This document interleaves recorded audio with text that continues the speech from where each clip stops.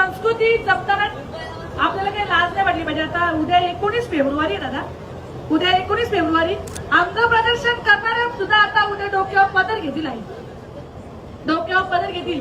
चुकीचा व्यवहार करणार सुद्धा उद्या स्टेटस ठेवतील, उद्या रील्स टाकतील. कशासाठी? फक्त त्यांना डॅशबोर्ड वाढवायचा असतो, फक्त त्यांना व्ह्यूज मिळवायचे असतात.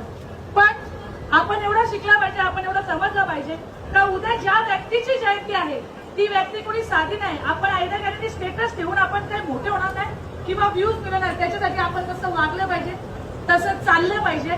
बऱ्याच स्त्रियांना असं वाटतं का ताई आवडीताई आम्हाला बोलतात, पण मी नेहमी सांगतो का स्त्रीचं चारित्र्य हे काचेसारखं असतं आणि ती काचेची गोष्ट जराशी 30 लागली तरी फुटू शकते.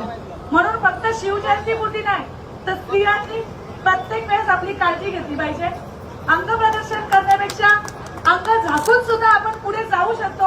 याचं उदाहरण मी असो किंवा अशा बऱ्याच महिला आहेत. बऱ्याचदा दादा असं होतं ताई, काही लोक सेलिब्रिटी झाल्यानंतर त्यांचे कपडे छोटे छोटे होत जातात, पण मला असं वाटतं का आपण जसे जसे प्रसिद्ध होणार तसे तसे आपला अंग जितका झाकता येईल तितका झाका.